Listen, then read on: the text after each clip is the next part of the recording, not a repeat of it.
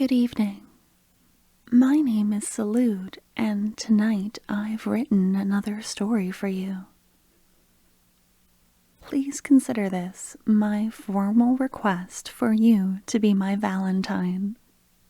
February 14th marks my 1-year anniversary of being on YouTube, and it's been such a wonderful experience.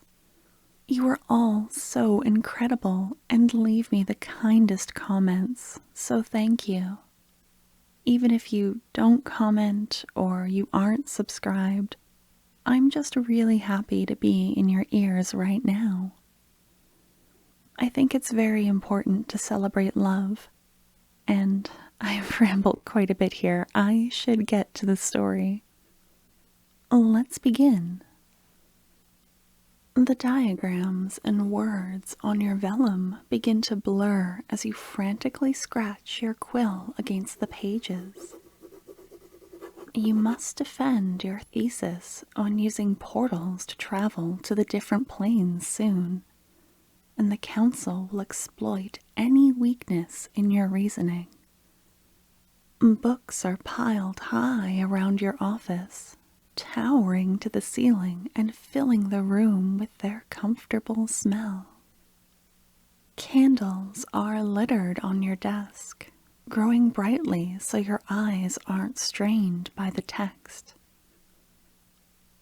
The days have blurred together as you work. Only the songs sung by the villagers below as they prepare for a festival mark the passage of time.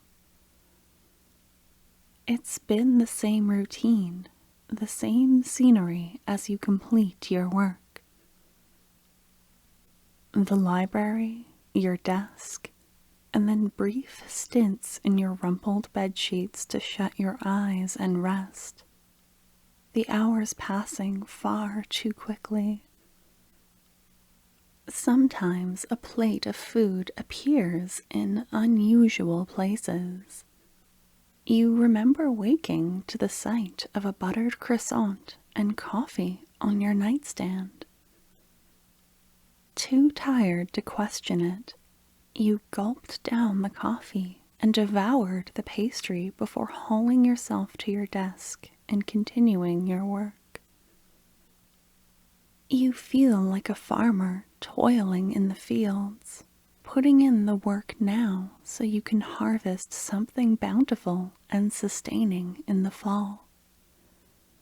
At least that's what you tell yourself when your footsteps become heavy and you catch yourself staring at the cobblestone walls of your room, unblinking. Your mind becomes quiet and numb, and you no longer question the strange plates of food. It's an endless cycle of research, writing, and sleep. The walks from your room in the wizard tower to the library are comforting, though. Your shadow stretches along the candlelit walls in the small hours, like it's watching over you.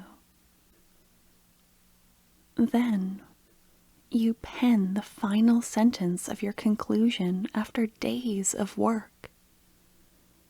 It feels surreal, and you blink at the pages, turning the vellum over on your desk to make sure nothing lies underneath it, that nothing was forgotten.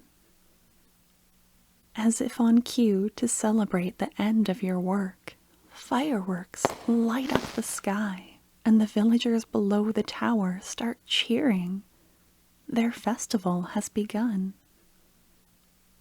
You jump from your seat, startled.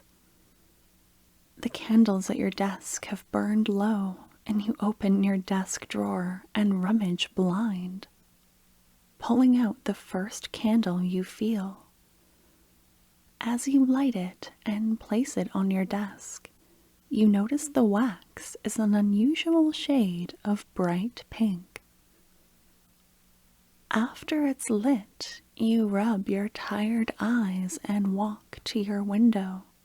taking in the sight of the decorated festival square. Pink and red streamers are wound around lampposts, and couples laugh and hold each other as fireworks streak into the sky. It feels like a weight in your chest is unwinding, and you breathe deep, watching the villagers celebrate.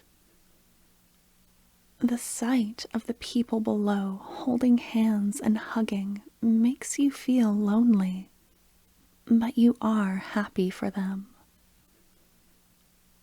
Then a dark shadow passes over you, and you feel a hand on your shoulder.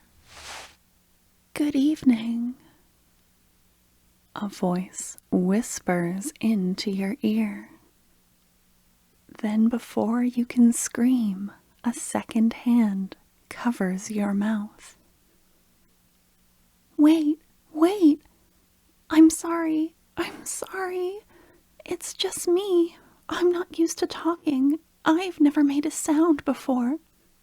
I'm your shadow. I'm going to let you go now. All right? You should be able to see me.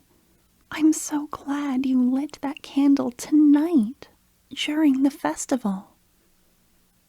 You turn and see your shadow against the wall. It's barely recognizable now.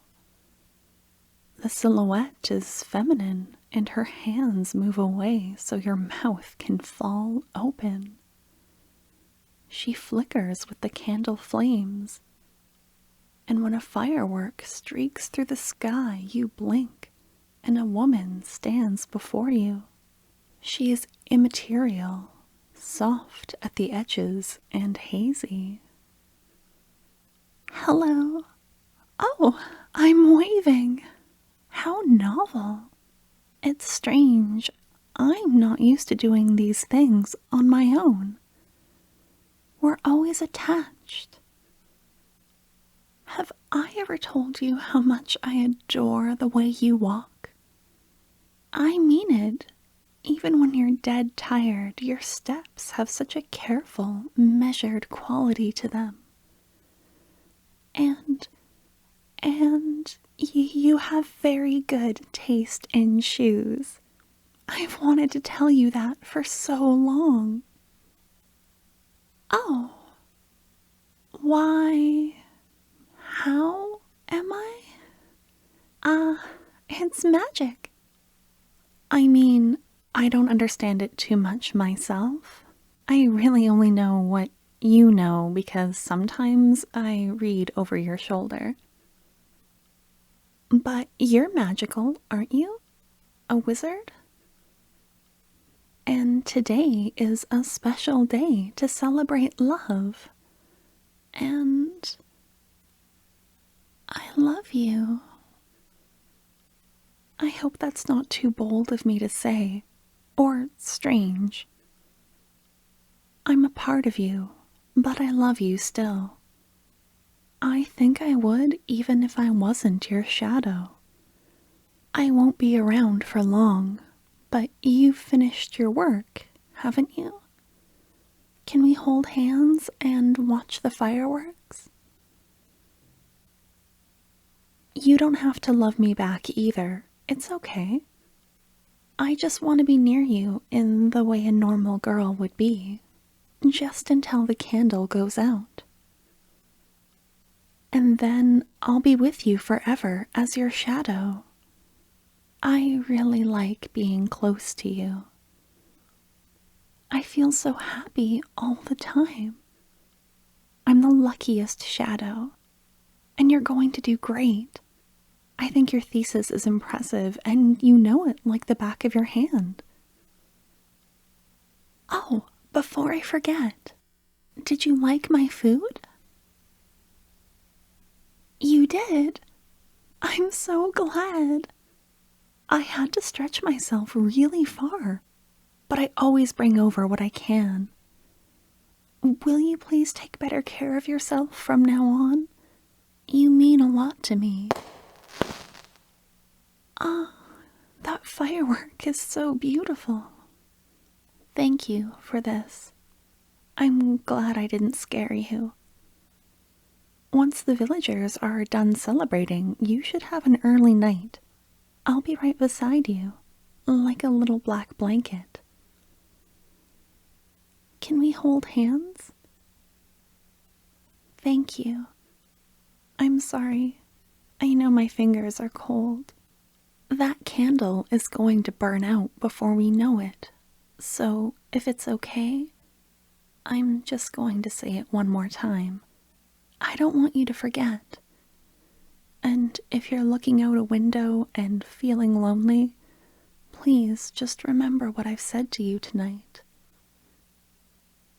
I love you.